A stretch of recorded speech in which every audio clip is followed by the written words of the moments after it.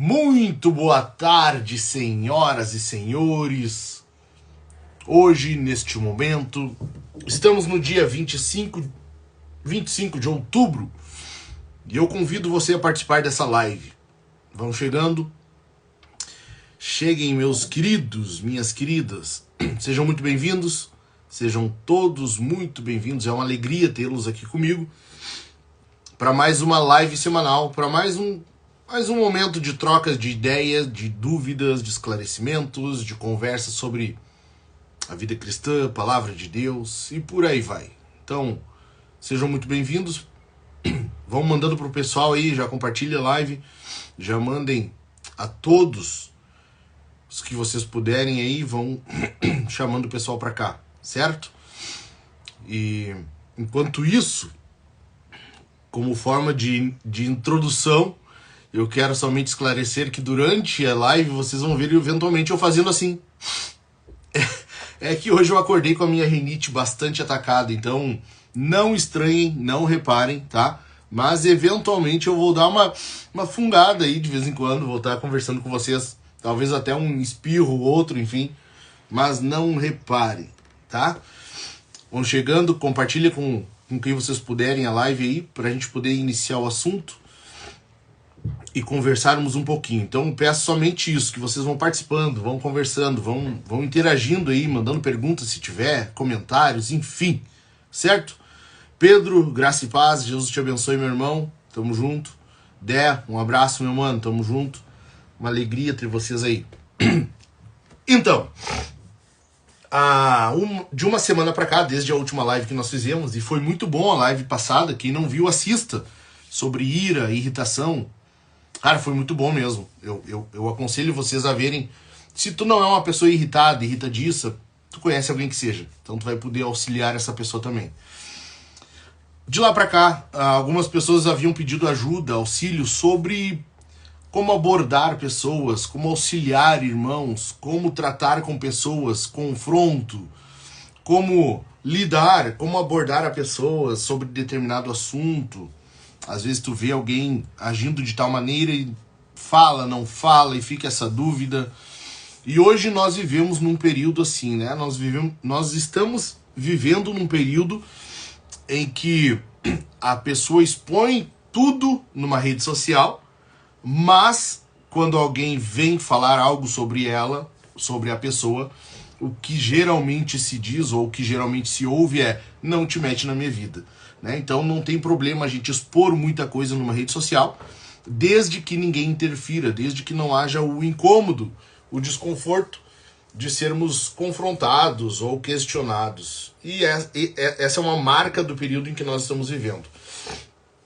Mas, como cristãos, como membros de igreja, a nossa realidade não pode ser essa. A gente não pode viver dessa maneira. E é sobre isso que eu quero tratar com vocês um pouquinho hoje. Porque ainda na igreja, dentro do convívio dos irmãos, nós temos às vezes pessoas que se portam desse jeito, né? Acabam dizendo: não, mas isso aqui é a minha vida, isso aqui cuido eu, ou aqui tu não te mete, enfim. Quando não é nessas palavras, são em outras, mas a ideia é essa, é de tu não se meter, né? Vocês, só eu vi isso ou vocês também? Vocês já passaram por situação parecida? Ou já presenciaram alguém agindo assim? Ou mais, vocês talvez já agiram assim? Vão dizendo pra mim aí nos comentários, tá? Então, por causa disso, nós vamos falar então um pouquinho sobre confronto, sobre abordagem, como abordar as pessoas, principalmente os irmãos. Vamos falar um pouquinho também sobre como abordar quem não é da igreja, sobre o não cristão, tá? Mas boa parte da conversa será com relação aos irmãos na fé, pessoas que compartilham da mesma crença. Para isso, como de costume, vocês já devem saber, eu vou ler a Bíblia. Então eu quero que vocês peguem uma Bíblia aí. Se tu não tiver uma Bíblia ao alcance e tá vendo a live pelo celular, ou seja, não consegue abrir a Bíblia no celular, pelo menos toma nota das 3 passagens que eu vou ler, para depois tu ter condições de ler. Reassiste a live daí, com as anotações que tu fizer, para tu entender melhor o que nós falaremos, ok? Quero convidar vocês para lerem Mateus 5, Mateus capítulo 5. Abre a Bíblia de vocês aí. E eu quero ler Mateus 5, o verso é o 23 e o 24. São esses dois versos somente. Depois nós vamos pular alguns capítulos e vamos lá para Mateus 18. Se vocês estão ouvindo algumas batidas, deve ser minha filha que está entrando no portão. Geralmente quando ela entra, ela quase derruba o portão batendo assim para fechar, tá? Então não estranhe, tá tudo bem, tá todo mundo vivo aqui. Todo mundo bem, todo mundo com saúde. Não tá tendo briga, tá tudo em paz. Mateus 5, 23 diz assim: portanto, se você estiver trazendo a sua oferta ao altar e lá se lembrar que o seu irmão tem alguma coisa contra você, deixe diante do altar a sua oferta e vá primeiro reconciliar-se com o seu irmão. E então volte e faça a sua oferta. Quero que vocês observem 3 coisas aqui nessa passagem, tá? 3 coisas. Primeira delas, houve uma ruptura, houve alguma ofensa, algum pecado contra alguém, tá? Segunda coisa, a pessoa se deu conta do pecado. Aqui, neste contexto, Jesus está falando para a pessoa que ofendeu, para a pessoa que pecou contra outra. E aí Jesus diz: se você lembrar que o seu irmão tem alguma coisa contra você, ou seja, tu pecou contra o outro, e tu se deu conta disso, se deu conta do pecado, deixe diante do altar a sua oferta, ou seja, o contexto aqui é de adoração, ok? 3 coisas então. Primeira delas, houve um pecado. Segunda, nesse contexto aqui, Jesus está falando para o ofensor. E a terceira coisa, o contexto aqui é de adoração. Agora pula comigo lá para Mateus 18 e a gente vai ver que a ideia é basicamente a mesma, com a diferença de que agora Jesus vai falar com o ofendido, com a pessoa que sofreu a ofensa. Mateus 18, e eu vou ler somente o verso 15, somente o 15. Mateus 18, 15 diz assim: se o seu irmão pecar contra você, ó, agora mudou, tá vendo? Se o seu irmão pecar contra você, é o contrário do que nós lemos em Mateus 5. Vá e repreenda-o em particular. Ó, repreenda-o aqui é o confronto, ok? Tu ir até a pessoa. Se ele ouvir, você ganhou o seu irmão. Somente isso. O texto continua, ok? Ele vai continuar. Qual seria o contexto? Se a pessoa não ouviu, se a pessoa não atendeu o confronto. Neste caso, continua. O primeiro ato da disciplina bíblica é o confronto. Se a pessoa não ouve, continua-se o processo de disciplina bíblica. E aí envolve-se mais irmãos da igreja, até que haja, por fim, excomunhão. Mas não é o nosso assunto hoje. Nós vamos ficar somente nesse primeiro passo aqui, que é o confronto. Então, Mateus 18, 15. Se o seu irmão pecar contra você, vai e repreenda-o em particular. Se ele ouvir, você ganhou o seu irmão. Qual a diferença de Mateus 5 e Mateus 18? Mateus 5 é o ofensor. Ele está indo levar a oferta dele, ele se deu conta de um pecado que cometeu, teu irmão tem algo contra ti, e aí deixa a oferta, vai se reconcilia com o irmão, e depois volta e apresenta a oferta. Aqui, Mateus 18, é o contrário. Aqui, tu tem algo contra o teu irmão. Ou seja, tu foi ofendido, tu foi a pessoa que sofreu uma ofensa. Mas o passo é o mesmo. É ir ter com a pessoa. Repreenda-o em particular. Tem uma frase de um pastor americano, ele já morreu, já está com o Senhor, mas ele diz assim, ó, quando estamos lidando de fato com crentes aqui, quando de fato são cristãos nesse contexto aqui, que se dão conta do pecado, tanto o ofendido quanto o ofensor vão se dar conta e vão ir ter um com o outro. Ele diz assim, o ideal bíblico então, o ideal é quando ambos se encontram no meio do caminho. Que coisa linda, né? Que coisa linda isso aqui. Tanto o ofendido quanto o ofensor, eles se dão conta do pecado. O que a Bíblia manda fazer? Ir ter com a pessoa, né? Ou seja, é o confronto, é a repreensão. Diferente daquilo que eu falei no início, na introdução da live, que é o que nós não vemos hoje na nossa cultura. Nós vivemos uma cultura de não te mete na minha vida, não interfira, não vem aqui, sabe? É totalmente o contrário do que nós vemos hoje no nosso contexto. O legal, a ironia bíblica é o quê?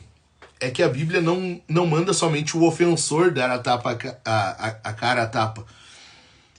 O ofendido também. Quando o ofendido se deu conta do pecado e o ofensor não teve a iniciativa de vir, o ofendido tem que ir até o ofensor. Que coisa irônica isso, né?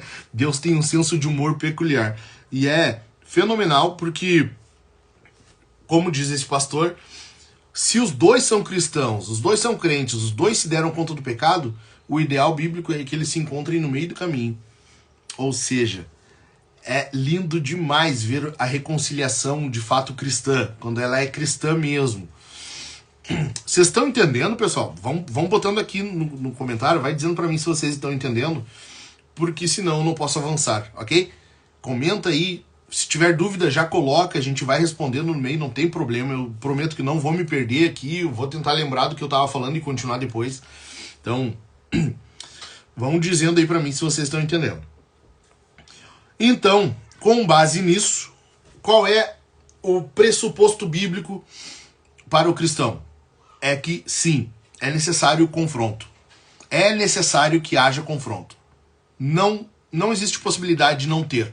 E aí eu quero ler um terceiro texto que eu acho que é o que vai dar a pá de cal, que é o que vai mostrar para nós que, de fato, é necessário que haja confronto. E pior, não confrontar, não falar, é pecado. Não falar nada é o mesmo que odiar a pessoa. Quer ver? Lê comigo aí Levítico 19. Levítico 19, tá lá no Pentateuco, tá nos primeiros 5 livros da Bíblia. Levítico 19.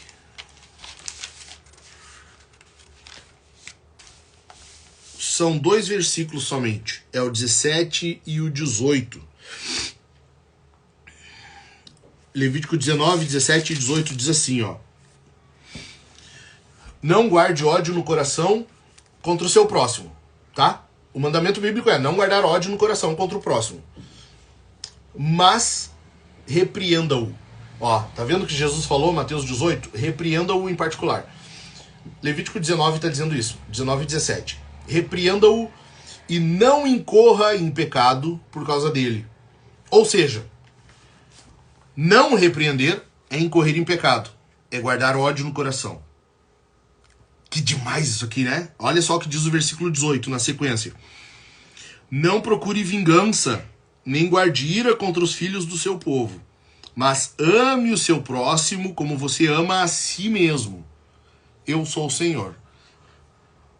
A base, o que fundamenta o confronto, o que fundamenta a necessidade de você, eu, qualquer cristão, ter que ir falar com o irmão quando ver algo de errado, a base disso é o quê? É o amor ao próximo. É o segundo maior mandamento. Jesus disse, né? Os 2 maiores mandamentos. O maior de todos é o quê? Amar a Deus acima de todas as coisas. Aí, com toda a tua mente, com todo o teu coração, com todas as tuas forças, né? E o segundo, semelhante a este, é amar o próximo como a ti mesmo. E esse texto aqui está reafirmando isso. Confrontar, repreender, é amar o próximo como a si mesmo. E o detalhe, qual é a pedra de toque para a gente interpretar isso aqui? É a última frase do versículo 18. Eu sou o Senhor. Por que que Moisés colocou aquilo ali? Por que que Deus estava lembrando Moisés de colocar essa frasezinha no final? Por que fala de confronto, fala de amor ao próximo, fala de não guardar ódio no coração, de não incorrer em pecado, e no final, do nada, vem assim, eu sou o Senhor. Sabe? Parece estranho, né, à primeira vista. Parece que tá uma frase fora de contexto, assim. Deus está lembrando o povo, do que havia dito lá no versículo 2 do mesmo capítulo, de Levítico 19. Levítico 19, verso 2, Deus diz assim, ó. Fale a toda a congregação dos filhos de Israel e diga-lhes, Sejam santos, porque eu, o Senhor, o Deus de vocês, sou santo. Ou seja, quando Moisés escreve para o povo, então, Deus está falando a lei ao povo ali, Moisés está escrevendo, e no final ele diz, eu sou o Senhor. Deus está dizendo assim, ó, isso aqui que está sendo ordenado ao povo, essa lei aqui, ela deve ser obedecida porque, e aí Deus bota, né, Deus, a última frase é eu sou o Senhor, porque vai fazer menção à santificação. Deus é santo e quer que nós sejamos santos também. Ou seja, o confronto, ele vai visar, ele busca a santificação da pessoa. Ele busca o aprimoramento, o aperfeiçoamento dos santos, o aperfeiçoamento do crente. E do não cristão,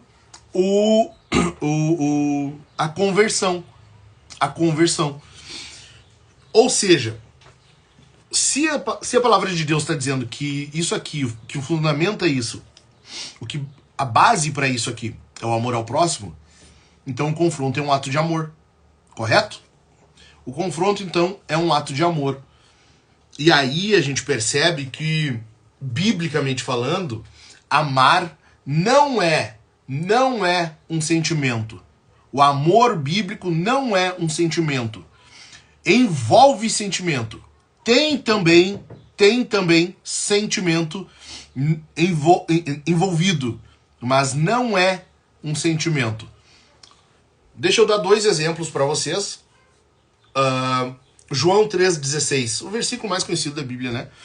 Porque Deus amou o mundo de tal maneira que deu o seu Filho unigênito. Ó, Deus amou o mundo e o que ele fez? Deu o seu Filho para que todo aquele que nele crer não pereça, mas tenha vida eterna. Ou seja, Deus olha o mundo, Ele ama o mundo, Ele ama as pessoas, só que o amor, veja bem, ele não é um sentimento, por quê? Porque ele não para nisso. Envolve uma atitude. Então amar é uma atitude. E Deus faz algo por isso. Só que amar não é simplesmente amar uma afeição, não é só isso. Amar é desejar algo melhor para aquela pessoa, para aquelas pessoas, ou para aquilo que se ama. Então quando Deus ama, ele faz o quê? Ele dá o Filho dele, ele dá Jesus. Efésios 5:25 diz assim, maridos, que cada um de vocês ame a sua esposa, como também Cristo amou a igreja e se entregou por ela. Olha só, Jesus olha a igreja, ele ama ela, cria-se um sentimento, uma afeição, e o que ele faz? Ele se doa, ele se entrega pela igreja. Amar, então, é uma atitude que tem como objetivo dar algo de melhor para aquela pessoa, para quem se ama. Aí, qual a ideia bíblica de quando diz assim que nós devemos amar o próximo como a nós mesmos? Amar, então, é olhar alguém e ter aquela afeição, né? Desejar o melhor para aquela pessoa. O que existe de melhor? O que existe de melhor em toda a existência, em todo o universo, em toda a criação, em tudo que há fora e dentro da eternidade? O que há de melhor? Quem pode me dizer aqui? Quem pode dizer aqui no comentário para mim o que há de melhor em tudo que se possa imaginar? De tudo que se possa imaginar, seja criação ou que não foi criado, seja na existência, na forma temporal, física ou fora dela, na eternidade, de tudo que a mente humana consegue conceber, o que há de melhor na tua e na minha vida? Quem pode me dizer? Exatamente, Dé. O próprio Deus, o Senhor Jesus. Jesus é o que há de melhor. Por isso que Deus ama o mundo de tal maneira que dá o seu Filho. Ele dá Jesus. Jesus ama a igreja e o que ele faz? Ele dá a si mesmo. Ele dá Jesus. Quando você ama o próximo como a si mesmo, o que você quer para ele? Que ele tenha Jesus. Que ele seja parecido com Jesus. Você quer Jesus para a pessoa. É isso que nós devemos ter em mente quando lembramos que devemos amar o próximo como a nós mesmos. É isso que nós temos que ter em mente. Quando nós vemos o próximo, e a Bíblia diz, versículo 18 de Levítico 19. Ame o seu próximo como você ama a si mesmo. Deus está dizendo assim: a tua ideia é amar aquela pessoa de tal maneira que você quer Jesus para a vida dela. E ela tendo Jesus na vida dela, ela automaticamente se tornará parecida com Jesus. Essa é a ideia por trás de amor. Então o amor não é um sentimento, não é somente um pulsar do coração, não é isso. Isso é algo hollywoodiano. Essa é uma visão fantasiosa que nós temos. Essa é uma visão que foi transmitida a nós pela comédia romântica, sabe? Pelos filmes. Amor bíblico é mais do que isso. Envolve sentimento, mas não para por aí. Tem uma atitude, e uma atitude que busca com que a pessoa tenha Jesus. É isso. Então,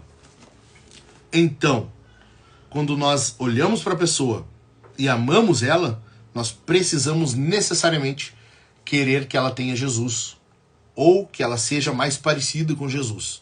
E é isso que molda o nosso confronto. Quando você vê então um não cristão, qual é a atitude de amor para um não cristão? Quem pode dizer para mim aí? Mandem aqui nos comentários, respondam para mim. Se você vê um não cristão, qual seria a primeira atitude do cristão para o não cristão em amor? Como eu disse, você não vai somente criar uma afeição, não é só um sentimento, envolve uma atitude, é dar alguma coisa. O que você pode dar a alguém que não tem Jesus? Quem poderia arriscar aí? E eu já dei a resposta, né? É o próprio Senhor, o próprio Jesus. Ou seja, o confronto, a santificação para o não cristão é missão. É você evangelizar. É você falar do Senhor, querendo que aquela pessoa ali tenha Jesus. É por isso que o cristão, no seu trabalho, na faculdade, no meio de transporte, seja onde for, ele tem que amar a pessoa, e amar ela envolve falar do Senhor. Querer que ela tenha Jesus na vida dela. Não fazer isso é o que o texto diz para nós aqui, ó, versículo 17. Não guarde ódio no coração contra o seu próximo. Não fazer isso é guardar ódio no coração. Não fazer isso é guardar ódio. E o cristão é quando você estiver vendo que ele agiu de forma pecaminosa, vendo que ele fez alguma coisa de errada ou que pode resultar em pecado, você não falar nada. Você está pecando. Porque, em outras palavras, você está odiando o seu irmão. É o que o texto está falando. Não é eu que estou falando. Vocês estão entendendo isso? Não é eu que estou dizendo. É o texto. O texto fala, ó, versículo 17 de Levítico 19. Não guarde ódio no coração contra o seu próximo, mas repreenda-o e não incorra em pecado por causa dele. Ou seja, não repreender, não confrontar é incorrer em pecado. Qual pecado? O de guardar ódio no coração. Ódio, Jesus falou, né? Que quem odeia o seu irmão é como se tivesse cometido homicídio. É como se tivesse matado aquela pessoa. E basicamente é isso. É você ver a pessoa pecando, é você ver a pessoa agindo mal, fazendo algo de errado e não falar nada. Ou seja, em outras palavras, você está vendo aquela pessoa indo em direção ao inferno, teoricamente, e você deixar por isso e não falar nada. É, exatamente, Mateus. É forte isso. É forte. Por isso que nós temos uma responsabilidade. É por isso que eu tenho insistido tanto, é por isso que eu tenho batido tanto nessa tecla de que não é normal as pessoas estarem congregando, estarem no meio do corpo de Cristo, vão à igreja, congregam, mas não há essa responsabilidade com os irmãos, não há esse convívio santo, santificador, de ver o irmão fazendo algo de errado, de ver a pessoa agindo mal e não falar nada, pensando, não, eu não vou me meter na vida dela. Isso é pensamento secular, isso é pensamento mundano, entende? Isso é pensamento de não cristão. Na igreja não existe isso. Eu tô mostrando para vocês algo que tá aqui, não é eu não inventei palavra nenhuma, tá escrito aqui. Tá escrito aqui, não guarde ódio no seu coração contra o seu próximo, mas repreenda-o. Mateus 18, nós lemos, a repreensão ali é o confronto, é tu ter algo contra o teu irmão e ir ter com ele, ir ter com os irmãos, ou com a irmã, seja com quem for. O confronto ele é uma necessidade. Por quê? Porque é um ato de amor. Se não houver confronto, não é amor, logo não é igreja, não é o corpo de Cristo. Vocês percebem a seriedade, a gravidade disso? Ó, as pessoas têm mais medo do irmão ficar puto do que Deus cobrar o sangue desse irmão. Exatamente. E isso tem um nome na Bíblia. Isso tem um nome. A Bíblia dá nome a isso, que é temor aos homens. Também é pecado. É a pessoa não confrontar, e eu já vou entrar nesse quesito. É a pessoa não confrontar com medo da reação do outro. Com medo do que ele possa vir a dizer, pensar. Sabe? É por isso que eu tenho batido nessa tecla de que não é normal. Gravem isso. Eu vou incutir isso na cabeça de vocês. De tanto vocês iam falando, vocês vão acabar aceitando. Não é normal o cristão não se envolver na vida dos irmãos. O cristão não vir a interferir, a confrontar, a ajudar no pastoreio, no cuidado. Não é normal. Não é normal. A pessoa tem que se envolver na vida dos irmãos. Assim como tem que se deixar ser cuidada. Ou seja, quando alguém vem me confrontar, eu não vou ver aquilo ali como uma afronta. Ah, tá pegando no meu pé. Ah, tá de marcação comigo. Não! Isso é um ato de amor. Eu tenho que analisar o que a pessoa tá falando. Tem fundamento? Isso que ela tá falando, será que... Primeiro, a Bíblia condena de fato o que a pessoa tá falando? Se sim, então, opa, peraí, então tem que ver se realmente eu tô fazendo. Eu tô fazendo isso? E aí eu vou analisar a minha vida. É uma via de mão dupla. No cristianismo é assim que funciona. O corpo de Cristo é um membro cuidando do outro. É exatamente desse jeito. Então, repito, não é normal você ver um irmão, uma irmã, agindo de uma forma pecaminosa, ou que pode resultar em um pecado, e não falar nada. E não dizer nada. Biblicamente falando, Levítico 19 e 17, biblicamente falando, é pecado. É guardar ódio no coração do teu irmão. Ou, em outras palavras, é você matar aquela pessoa ali, deixando que ela peque, deixando que ela venha a agir de forma errada, de forma pecaminosa, e você não fazer nada quanto a isso. É pecado. Então, é extremamente necessário que haja essa noção de confronto, de repreensão na igreja, no meio cristão. Vocês estão entendendo, pessoal? Estão entendendo? Tá? O Dé comentou ali, sabe? A Fabiana botou exato. Os demais estão entendendo isso? Vocês estão entendendo isso que eu tô falando? Se tiver dúvida, bota aí, vamos conversar, tá? Mas não sai dessa live sem entender o que eu tô falando. Não sai daqui com dúvida. A ideia que nós temos que ter, a ideia, a cosmovisão bíblica é um irmão cuidando do outro. A ideia central é o quê? É o sacerdócio universal, é o pastoreio mútuo, é a igreja cuidando de um do outro, um cuidando dos outros e os outros cuidando de um. Levítico 19 e 17. Eu li, na sequência, eu li Mateus 5, os versos 23 e 24. Eu li depois Mateus 5, 23 e 24, é quando a pessoa pecou, o ofensor pecou e lembra que tem um pecado, que a pessoa tem algo contra ela, e ela deixa a oferta e vai conversar com a pessoa. Mateus 18, eu li Mateus 18, versículo 15. É quando o ofensor lembra, aliás, o ofendido lembra. Ela tem algo contra o irmão, e ela se deu conta disso e ela vai ter com o irmão. Além disso, eu falei, Mateus 5, o contexto é de adoração. Mateus 18 está falando, o contexto é de igreja. Ali é o primeiro passo da disciplina bíblica. Ou seja, é igreja, e a função da igreja é adorar o Senhor. Lembre-se sempre disso. O contexto maior nisso aqui é a adoração. E por que eu digo isso? Porque Levítico, o livro todo é o quê? São basicamente as leis cerimoniais, as leis de adoração. Tabernáculo, a adoração, o sacrifício, o incenso. Tudo que está dando nesse livro aqui são as leis para a adoração do povo de Israel no tabernáculo. Por que então que Deus coloca bem no meio a questão do confronto, da repreensão, da santificação, de um cuidar do outro? Porque o cuidado mútuo na igreja está relacionado à adoração do povo de Deus. Necessariamente. Necessariamente. Fabiana, tem uma passagem que diz: se você vir o seu irmão pecando e não repreender, você será culpado desse sangue. Isso pra mim é muito pesado, morro de medo. Assim, é por causa disso. E nós temos que ter essa ideia. Nós temos que ter a ideia de que se você estiver vendo o teu irmão pecar, aquele pecado dele ali é culpa dele. A culpa é dele. Mas lembre-se de, se eu não me engano, Ezequiel. A Ezequiel que Deus fala que a culpa seria de quem pecasse. Mas o alerta, a responsabilidade do alerta era do profeta. Assim somos nós. Você vê o irmão pecando ou fazendo algo que pode resultar em pecado, a culpa desse pecado é dele, é do irmão.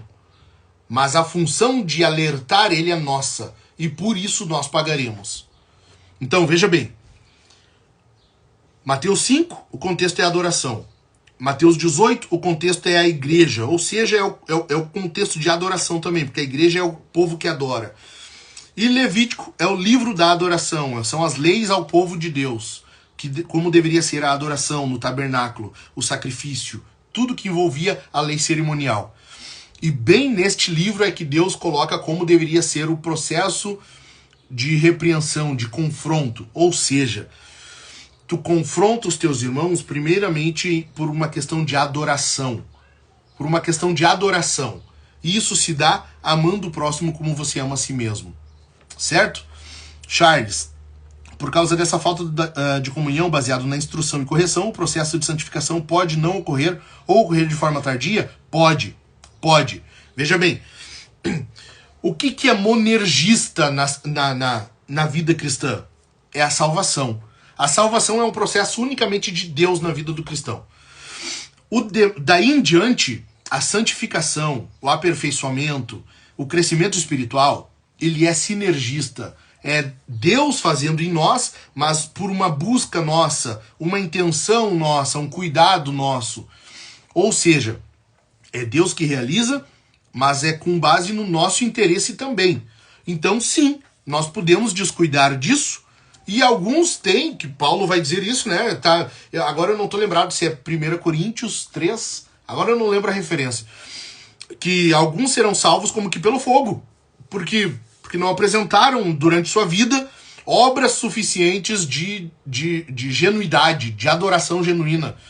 Ou seja, a pessoa será salva por uma obra divina, porque se dependesse dela, nem isso aconteceria. Entende? Ela não buscou santificação, não buscou aperfeiçoamento, não buscou com que o povo de Deus, o corpo de Cristo, crescesse e fosse edificado, que é a função da igreja. Para isso nós temos dons, para isso nós temos uns aos outros. Vocês estão entendendo, pessoal? Vocês estão entendendo? Então, é necessário que haja essa ideia de que é extremamente necessário essa perspectiva de que o confronto não é necessariamente marcação, pegação no pé, não é... veja bem, eu não estou dizendo que é algo bom. Confrontar é extremamente desconfortável, assim como ser confrontado é desconfortável. Mas Deus diz, né, que a disciplina, Hebreus está falando, a disciplina no momento em que ela acontece, ela não é boa, mas ela visa algo melhor, né, o crescimento. Por quê? Porque Deus disciplina quem ama. Então o confronto, no momento em que ele acontece, ele não é bom. Mas ele é para algo bom, ele é para um crescimento, para uma santificação, para uma ferida que precisa ser limpa. Vocês entenderam isso? Aí, então, entra a questão de como confrontar, tá? Como nós confrontamos? Primeira coisa que a gente tem que saber é que o confronto é um ato de amor, tá? Levítico 19, 18, nós lemos, é um ato de amor. Amar o próximo como nós amamos a nós mesmos. A segunda coisa que nós temos que ter em mente é que o confronto, além de ser em amor, ele tem que ter um alvo, que é Jesus. É ter Jesus como alvo. Nós queremos tanto ser parecidos com Jesus, quanto querer que os irmãos sejam parecidos com Jesus. A ideia é essa. Por isso que o confronto ele sempre visa a santificação. Se for por implicância, não faz. Se for em irritação, tu se irou com a pessoa e aí tu vai... Não fala. tem que ser em um ato de amor, e se for unicamente para santificação. Não, se não for assim, não faça. Não faça, porque tu estará em pecado, estará pecando. Como que a gente sabe disso? Porque nós lemos no versículo 18, não procure vingança, nem guarde ira contra os filhos do seu povo. O confronto, a repreensão ela só cabe num ambiente de amor em que se busca, que se tem o alvo da santificação. Lembre-se disso. Lembre-se disso. Guarde isso no teu coração aí e passe a agir com isso em mente, ok? Aí a questão é, e se não confrontar? Não confrontar é idolatria.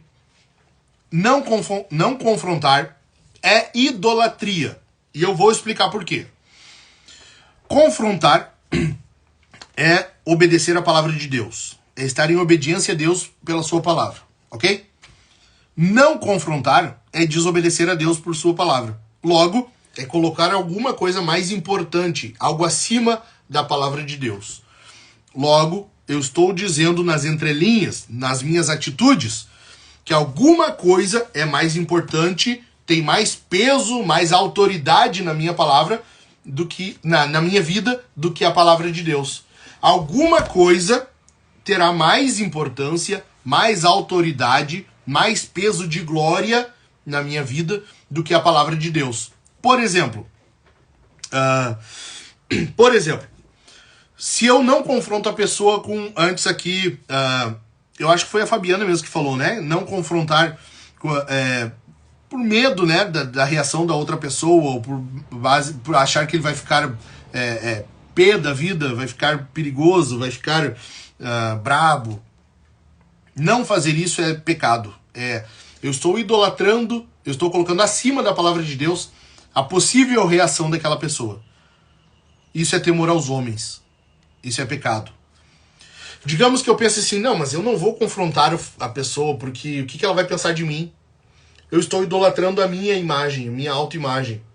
Eu quero que ela mantenha aquela imagem que ela tem de mim, e se eu falar alguma coisa, eu posso estar estragando esse ídolo que eu criei. Um outro exemplo. Isso acontece muito nas casas. Eu não vou falar nada para minha esposa ou para as minhas filhas. A gente tá num ambiente tão bom agora, tá tão bom aqui, se eu falar vai estragar isso aqui. Sabe? Eu estou super valorizando o quê? Eu estou colocando acima da palavra de Deus uma falsa paz. Uma paz que é momentânea ali, que se eu estragar aquilo ali, se perde, eu estou idolatrando aquilo ali. Vocês estão entendendo? Fabiana, resumindo, antes de falar com o irmão difícil, fica quieto por uns 3 dias, reza para ele não morrer e fala. Mais ou menos isso. O que acontece? Se tu sabe que a pessoa é uma pessoa irritada, uma pessoa que não aceita fácil, sabe o que tu pode fazer? Confronta a pessoa com algum irmão ao lado, não vai sozinho. Faz isso quando estiver na igreja, quando tem mais pessoas por perto. Ou seja, o importante é o quê? É não deixar de fazer. Como fazer? Terão várias variáveis, várias dicas. O importante é o quê? É não deixar de fazer, certo? A Mari, forte demais. Exato. É exatamente isso. É forte demais. É muito forte isso. É uma responsabilidade muito grande para o cristão e que muitos ainda estão cegos a isso, ainda não se deram conta. É por isso que eu tenho falado tanto aqui, e gravem isso, eu vou continuar falando que não é normal na igreja o povo de Deus viver assim, sem um convívio santificador, sem confronto, sem interação, sem repreensão, ok? Não é normal. Estava conversando com mais 2 amigas e uma delas se separou do marido e está namorando outro, se afastou da igreja. Minha amiga ficou incentivando ela a namorar. Olha aí, ó, tu tem 2 pessoas para confrontar já. Tu já tem 2 pessoas para confrontar aí. Boa sorte. Que Jesus te abençoe.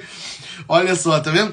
É isso que eu digo. Nós temos nós temos na igreja e continuaremos tendo até que Jesus volte, situações em que será necessário confronto.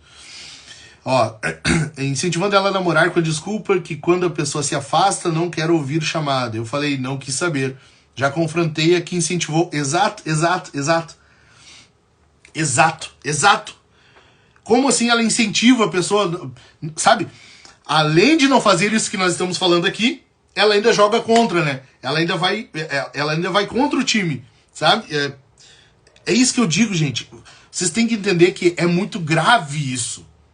É muito grave isso de a pessoa ver o mal acontecendo e não falar nada. Ou, no caso que a Jaqueline falou aqui, falar contra, sabe?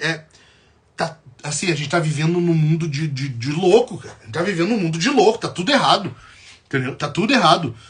É uma insanidade tamanha que eu tento imaginar, assim, como Deus vê isso, sabe? Porque quem é ímpio, quem não é cristão, tá, né? Apocalipse diz que quem tá sujo, suje-se mais. Agora, o povo de Deus agindo dessa forma, não tem como. A gente tá muito atrasado nisso. A gente já deveria estar agindo com muito mais propriedade nessa área. É por isso que eu digo, nós precisamos ver isso como não algo incomum. Não é normal quando o povo de Deus não cuida um do outro, certo? É como se ela dissesse que ela deveria pecar e que isso é bom. Então, é isso. E não é só tu, eu tenho visto isso seguidamente. Isso é fruto, grave, isso é fruto de uma cosmovisão secularizada. Uma cosmovisão que afastou Deus, que tirou Deus do convívio daquele Deus que está presente diariamente. É uma visão cristã que tem Deus somente no domingo, somente no dia de culto. Tem Deus somente na ida à igreja, quando sai de lá já volta à vida normal, sabe? É como se fosse uma Matrix, e não é assim. Então, gente, não é normal, ok? Não confrontar é pecado, é idolatria, é colocar alguma coisa acima em peso, em importância, em autoridade do que a palavra de Deus. É colocar a palavra de Deus abaixo de qualquer outra coisa. E aí você vai ter que analisar do que, ok? Eu sou a chata no meu grupo. Infelizmente, vai ter gente que vai ver nós, sim, como chatos. Vai ter gente que nos verá como os chatos, sim. Mas aí é outro pecado deles, entendeu? É outra questão que eles têm que ser corrigidos. E isso vai depender de instrução, depende do pastoreio, depende da doutrinação, do ensino que eles estão recebendo. Talvez seja uma alternativa tu criar grupos, pequenos grupos, e ir instruindo quanto a isso, sabe? Vocês terem conversas, enfim. Fabiana, é o espírito da época, relativismo. Sim, exatamente isso. É uma mente totalmente secularizada que isolou Deus, colocou ele do lado de fora do domingo, colocou ele no domingo e da segunda até no sábado é a nossa vida, é a vida secular, e aqui Deus não tá. Quando na verdade não existe isso, né? Não existe isso. Pessoal, eu tenho que encerrar aqui, tá? Lembrem-se, nós somos agentes de Deus. Paulo diz que nós somos embaixadores de Cristo. Se nós de fato confiamos na palavra de Deus, se nós de fato nos vemos como pessoas de Cristo, homens e mulheres de Deus, nós necessariamente precisamos agir dessa mesma forma. Agir em obediência a isso. Agir com base no que nós lemos aqui e colocamos em prática na nossa vida, ok? Lembrem-se disso. Você e eu somos embaixadores de Cristo. E como tais, nós precisamos agir assim. E como tais, nós obedeceremos o que Jesus falou. Nós vamos até o nosso irmão e vamos confrontar, e vamos repreender, e vamos fazer isso em atitude de amor. A mesma coisa quando fizerem conosco. Nós veremos que são pessoas que nos amam e querem o nosso bem, nossa santificação. Certo? Espero que vocês aproveitem isso. Encaminhem essa live, eu vou deixar salvo aqui. Encaminhem depois para outras pessoas, para outros irmãos. compartilhem, tá? E quando compartilhar, me marca aí, eu quero compartilhar o compartilhamento de vocês, tá? E lembrem-se disso, o evangelho, ele não é somente para nossa salvação, ele é para toda a nossa vida. Paulo fala, eu quero encerrar lendo esse texto com vocês, olha só o que Paulo fala aqui, ó, 1 Coríntios 15. Olha que fenomenal isso aqui. O evangelho, ele não é somente para o momento que nós fomos salvos, ele é para depois também. 1 Coríntios 15, versículos 1 e 2. Olha só isso aqui que fenomenal. Irmãos, venho lembrar-lhes o evangelho que anunciei a vocês, ok? O evangelho que foi anunciado quando foram salvos, o qual vocês receberam e no qual continuam firmes. Versículo 2. Por meio dele vocês também são salvos. Ó, por meio deles vocês são salvos, se retiverem a palavra, assim tal como a preguei a vocês, a menos que tenham crido em vão. O evangelho não é somente para uma vez que nós fomos salvos. Ele é o evangelho no qual nós continuamente somos salvos. É o que Paulo está falando. 1 Coríntios 15, 2. Por meio dele, vocês também são salvos. O evangelho é uma continuidade na nossa vida. Ele não é somente algo que surgiu, que foi usado quando nós nos convertemos ao Senhor e depois, não. Ele é algo contínuo em nossa vida. E assim nós devemos viver, ok? Espero que vocês façam um bom proveito dessa live. Compartilhem depois com o pessoal. Compartilhem com todos que vocês puderem. Mari, obrigado pelo encorajamento. A Mari botou quanta sabedoria. Deus abençoe. Muito obrigado mesmo. Muito obrigado. Fabiana, sim, leiamos nossa Bíblia todos os dias. Isso aqui é alimento. Tal como arroz e feijão a gente come todo dia, nós temos que ler a palavra todo dia para ser alimentados espiritualmente, certo? Gente, eu vou ficando por aqui. Um abraço a todos vocês, que Jesus abençoe cada um de vocês, bem como as suas casas, bem como as suas igrejas. Um abraço, Jesus abençoe.